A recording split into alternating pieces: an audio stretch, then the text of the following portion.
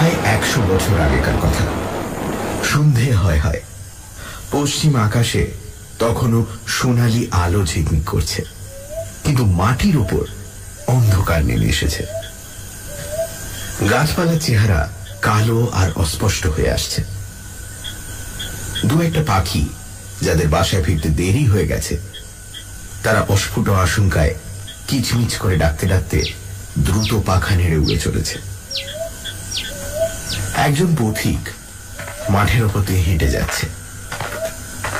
তার অবস্থাও অনেকটা ওই বিলম্বিত পাখির মতন। ভোর থেকে সে হাঁটছে, কিন্তু এখনো পর্যন্ত একটা গ্রামে পৌঁছতে পারল না। যে মাঠের ওপর দিয়ে সে চলেছে, সেই মাঠের ঘাসের ওপর পায়ের চিহ্ন আঁকা সরু পথ নেই। শেষ পর্যন্ত মানুষের আস্তানায় পৌঁছতে পারবে কিনা তাও অনিশ্চিত। তবু সে আশায় ভর করে চলেছে, যদি রাত্রির গাঢ় অন্ধকার নেমে আসবার আগে কোনো একটি পল্লীতে গিয়ে উঠতে পারে। পথিকের বেশভূষা অত্যন্ত সাধারণ। সে চাকরি খুঁজতে বেরিয়েছে। তার বাড়ি পশ্চিম বাংলায়, কিন্তু 11 দিন হেঁটে হেঁটে সে যে কোথায় এসে হাজির হয়েছে তা সে নিজেই জানে না। কাল একটি ছোট্ট গ্রামে রাত্রি কাটিয়ে ভোর হতে না হতেই সে বেরিয়েছিল, কিন্তু সমস্ত দিন চলেও কোথাও একটি গ্রাম পায়নি। দুপুরে এক অশ্বত্থ গাছের তলায় বসে নিজের পুটুলিতে যেটুকু শুকনো চিড়ে বাঁধা ছিল তাই খেয়েছিল। তারপর লাঠির ডগায় পুঁটলি বেঁধে লাঠি কাঁধে নিয়ে আবার যাত্রা করেছে, কিন্তু পথ তার এখনো শেষ হয়নি। সামনের দিকে তাকিয়ে চলতে চলতে পথিক একসময় ডান দিকে ঘাড় বেঁকিয়ে দেখল, খানিক দূরে কতগুলো গাছপালার আড়ালে একটা জায়গা চকচক করছে। পথিক দাঁড়িয়ে পড়ল। সন্ধ্যার আবছায়ায় তার মনে হলো যেন একটা মস্ত দিঘি। তেষ্টায় তার বুক পর্যন্ত শুকিয়ে গিয়েছিল। সে আর দ্বিধা না করে পা চালিয়ে সেই দিকে চলল। মনে মনে বলল, দিঘি যদি হয় তাহলে নিশ্চয়ই কাছে গ্রাম আছে। যাক, ঠিক সময়ই আশ্রয় পেয়েছি। আরো একটু দূরে এগিয়ে গিয়ে সে দেখল, হ্যাঁ, দিঘি বটে, প্রকাণ্ড দিঘি। এপার থেকে ওপারের বাঁধানো ঘাট ভালো দেখা যায় না। দিঘির কিনারায় বসে পথিক অঞ্জলি ভরে জল খেল। চোখে মুখে জল দিয়ে অনেকটা ঠান্ডা হয়ে সে উঠে দাঁড়াল। দিনের আলো তখন আরো ক্ষীণ হয়ে এসেছে। দিঘির ওপার পর্যন্ত ভালো নজর চলে না। তবু তার মনে হলো, দিঘির ঘাটের উপর একটা সাদা কাপড় পরা মেয়ে কলসি করে জল নিয়ে উঠে চলে গেল। পথিক তখন নিশ্চিন্ত হল যে কাছে নিশ্চয়ই গ্রাম আছে। সে তাড়াতাড়ি লাঠি কাঁধে ফেলে যেদিকে ওই মেয়েটি গোধূলির আধারে মিশিয়ে গেছিল সেই দিকে চলতে আরম্ভ করল। দিঘির অপর পারে পৌঁছে সে দেখল সামনেই এক সারি বাবলা গাছ, আর তার ফাঁক দিয়ে এক মস্ত গ্রামের অনেক চালাঘর দেখা যাচ্ছে। পথিকের তখন ক্ষুধায় ক্লান্তিতে দেহ অবসন্ন। সে ভালো করে সব দিকে লক্ষ্য না করেই সেই দিকে ছুটে চলল। যদি ভালো করে লক্ষ্য করত তাহলে দেখতে পেত যে মেটে বাড়িগুলির দেয়াল অনেক জায়গায় ধসে গেছে। ওপরে খড়ের চাল রোদ বৃষ্টিতে খসে পড়েছে, যেন কতকাল এসব বাড়িতে কেউ বাস করেনি। সমস্ত গ্রামটা শূন্য, খাঁ খাঁ করছে। সন্ধে উত্তীর্ণ হয়ে যায়, তবু একটা বাড়িতেও প্রদীপ জ্বলছে না। এসব কিছুই সে লক্ষ্য করল না। গ্রামের সদর রাস্তা দিয়ে ঢুকেই সে দেখল সামনে একটা বড় খোড়ো বাড়ি। সে গিয়ে দরজায় ধাক্কা দিল।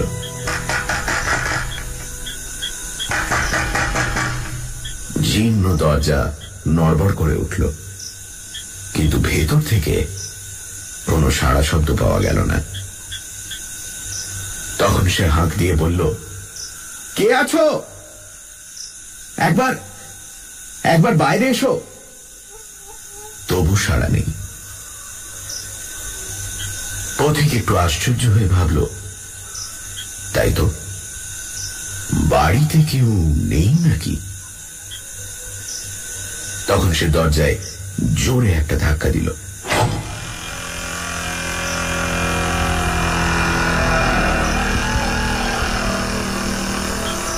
দরজা খুলে গেল, কিন্তু তবু কোনো মানুষের পায়ের শব্দ কি গলার আওয়াজ পাওয়া গেল না।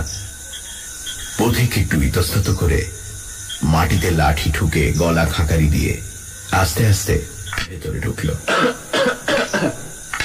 ভেতরে ঢুকেই সে একেবারে অবাক হয়ে গেল। এ কি, বাড়ির উঠোনে হাঁটু পর্যন্ত কাঁটা গাছ আর আগাছার জঙ্গল। ওদিকের ঘরগুলো সব অন্ধকার। পথিকের গা ছমছম করে উঠল। এ বাড়িতে কি কেউ থাকে না? পোড়ো বাড়ি। সে সাহসে ভর করে আর একবার ডাক দিল, বাড়িতে কেউ আছেন? এবার তার প্রশ্নের জবাব এলো। ওদিকের অন্ধকার ঘরের ভেতর থেকে কে যেন মেয়েলি গলায় বলল, কে গা তুমি? পথিকের এবার সাহস হল, যাক, তাহলে বাড়িতে লোক আছে। সে বিনীতভাবে বলল, মা, আমি যাত্রী, অনেক দূর থেকে আসছি। আজ রাত্রির জন্য আমাকে থাকতে দিতে পারবে? ওদিক থেকে জবাব এলো, পারব। তুমি বসো। কোথায় বসবে? চারিদিকে জঙ্গল। পথিক এদিক ওদিক তাকাচ্ছে। এমন সময় হঠাৎ দেখল তার ঠিক সামনে একটি স্ত্রী মূর্তি দাঁড়িয়ে আছে। এমন আচমকা স্ত্রীলোকটি এসে উপস্থিত হল যে পথিকের মনে হল যেন ভোজবাজি। স্ত্রীলোকটির মুখ সে দেখতে পেল না, কারণ মুখ ঘোমটায় ঢাকা ছিল। সে তাড়াতাড়ি বলল, মা, তোমাদের পুরুষেরা কোথায়? তাদের তো কাউকে দেখছি না। স্ত্রীলোকটি ঘোমটার ভেতর থেকে বলল, পুরুষ? পুরুষ কেউ নেই, তুমি এসো না। স্ত্রীলোকটির পেছন পেছন পথিক দাওয়ার উপর উঠল। দাওয়াটি বেশ পরিষ্কার। সে পুঁটলি নামিয়ে খুঁটি ঠেসান দিয়ে বসল। স্ত্রীলোকটি বলল, তুমি সমস্ত দিন কিচ্ছু খাওনি? নিশ্চয়ই খিদে পেয়েছে। ঘরে ঠান্ডা ভাত আছে, খাবে? পথিক খুশি হয়ে বলল, তাহলে তো ভালো হয়। আবার রেঁধে খেতে গেলে অনেক দেরি হয়ে যাবে। সত্যি বড় খিদে পেয়েছে। ঘোমটা ঢাকা মেয়ে মানুষটি এতক্ষণ তার সামনে দাঁড়িয়েছিল, অকস্মাৎ অদৃশ্য হয়ে গেল। পথিক কিছুক্ষণ সেই দিকে তাকিয়ে রইল, তারপর ধড়মড় করে উঠে দাঁড়ালো। তার বুকের মধ্যে ডিপ ডিপ করতে লাগলো। পুরো বাড়ির মধ্যে একই অলৌকিক ব্যাপার। সে পালাবে কিনা ভাবছে, এমন সময় দূর থেকে আওয়াজ এলো, চলে যেও না, তুমি অতিথি, না খেয়ে গেরস্তের বাড়ি থেকে যেতে নেই। পথিক আবার বসে পড়ল। তার পা দুটো এমন কাঁপছিল যে সে আর দাঁড়িয়ে থাকতে পারল না। কিছুক্ষণ পরে ভাতের থালা হাতে করে স্ত্রীলোকটি তেমনি আশ্চর্যভাবে তার সামনে আবির্ভূত হল। থালাখানা তার সামনে নামিয়ে রেখে বলল, নাও, খাও। তারপর দেয়াল ঘেঁষে বসল। অন্ধকারে থালায় কি আছে পথিক কিছুই দেখতে পাচ্ছিল না। কম্পিত স্বরে বলল, একটা বাতি নেই? জবাব এলো, বাড়িতে তেল নেই। ভয়ে পথিকের গলা বুঝে এসেছিল। তবু সে থালায় যা ছিল তাই তুলে মুখে দিতে লাগল। কিন্তু কি যে খাচ্ছে তা বুঝতে পারল না। কিছুক্ষণ সব নিস্তব্ধ।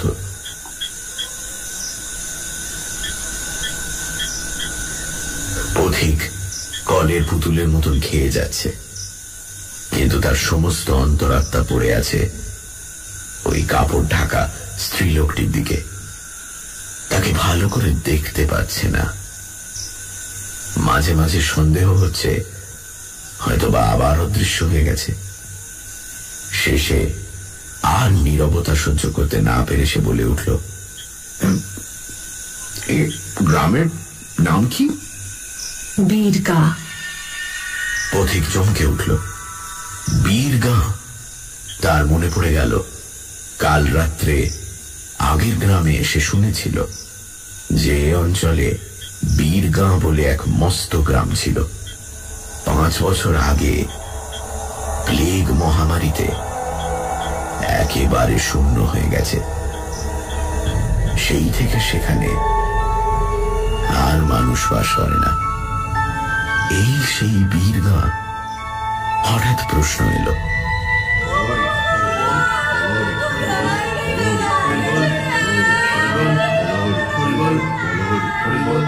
আর কিছু চাই? না না বলে পথিক উঠবার উপক্রম করল। অন্ধকার থেকে আবার আওয়াজ এলো, উঠো না, তোমার এখনো পেট ভরেনি। শুধু নুন দিয়ে পান্তা ভাত কি খাওয়া যায়? তোমাকে একটা লেবু এনে দিই, কেমন? গাছেই আছে। পথিক কোনো জবাব দিতে পারল না। কিন্তু তারপরই যে ব্যাপার ঘটল তাতে তার মাথার চুল সজারুর কাঁটার মতো খাড়া হয়ে উঠল। আবছা অন্ধকারে সে দেখল একটা হাত লম্বা হয়ে ঠিক তার কাঁধের পাশ দিয়ে বেরিয়ে গেল। উঠোনের এক কোণে প্রায় 20 হাত দূরে একটা পাতি লেবুর গাছ ছিল।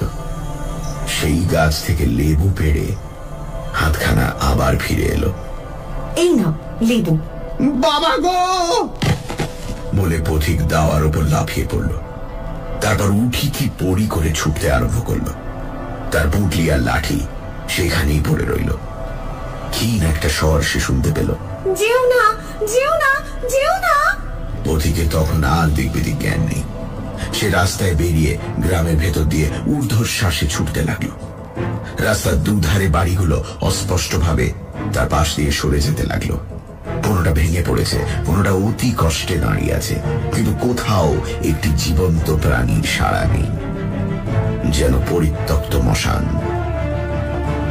তখন রাত্রি গাঢ় হয়ে নেমে এসেছে। আকাশে চাঁদ নেই, কেবল কয়েকটা নক্ষত্র মিটমিট করে জ্বলছে। পথিক হোঁচট খেয়ে 2 বার পড়ে গেল, কিন্তু তার গতি কমল না। গড়াতে গড়াতে উঠে আবার দৌড়তে লাগলো। তার মনে হতে লাগলো যেন সেই সাদা কাপড় পরা মূর্তিটা এখনো তার পেছন পেছন ছুটে আসছে, এখনই লম্বা হাত বাড়িয়ে তার গলা টিপে ধরবে। এমনি ভাবে অনেকক্ষণ দৌড়বার পর পথিক গ্রাম পেরিয়ে একটা ফাঁকা জায়গায় এসে পৌঁছল। চোখে সে কিছুই দেখতে পাচ্ছিল না। কান ভোঁ ভোঁ করছিল। বুকের ভেতর দুম দুম করে মুগুরের ঘা পড়ছিল, যেন এইবার হৃৎপিণ্ডটা ফেটে যাবে। সে 3য়-বার হোঁচট খেয়ে পড়ে গেল, কিন্তু আর তার উঠে পালাবার শক্তি ছিল না। সে কিছুক্ষণ মাঠের মাঝখানে মুখ গুজে পড়ে রইল। এইভাবে পড়ে থেকে হৃৎপিণ্ডের উন্মত্ত স্পন্দন যখন একটু কমে এসেছে, তখন সে মুখ তুলে আস্তে আস্তে উঠে বসল। চারিদিকে গাঢ় অন্ধকার, আলকাতরা মাখানো দেওয়ালের মতন তাকে ঘিরে আছে। কোনো দিকে কিচ্ছু দেখা যায় না। এমনকি যে গ্রাম ছেড়ে সে পালিয়ে এসেছে সে গ্রাম তার পেছনে কি সামনে কি পাশে তাও সে আন্দাজ করতে পারল না। কিন্তু এই জনমানব শূন্য দেশে ঘুটঘুটে কালো মাঠের মাঝখানে মানুষ কতক্ষণ একলা বসে থাকতে পারে? পথিক টলতে টলতে উঠে দাঁড়ালো। হাঁটু দুটো তার ভেঙে পড়েছিল, কিন্তু তবু এই ভয়ঙ্কর জায়গা ছেড়ে তাকে পালাতেই হবে। একটা দিক ঠিক করে সে যতদূর সম্ভব দ্রুত চলতে লাগলো, কিন্তু বেশি দূর তাকে যেতে হলো না। 5 মিনিট চলবার পরই সে মানুষের গলার আওয়াজ শুনতে পেল, যেন কাছেই কোথাও অনেকগুলো লোক একসঙ্গে বসে জটলা করে গল্প করছে।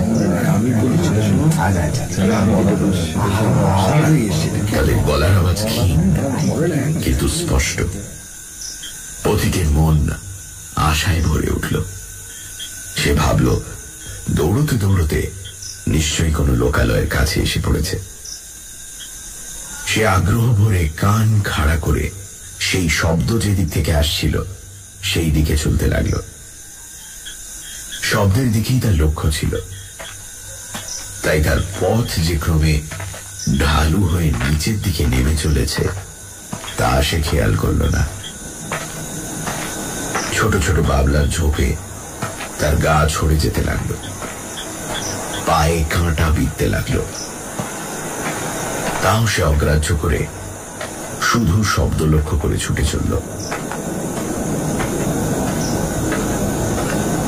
ক্রমশ একটা স্যাঁতস্যাঁতে উদ্ভিদ পচা গন্ধ তার নাকে আসতে লাগলো। একটা ভিজে নিঃশ্বাস রোধকর বাতাস তার গায়ের ওপর দিয়ে বয়ে গেল।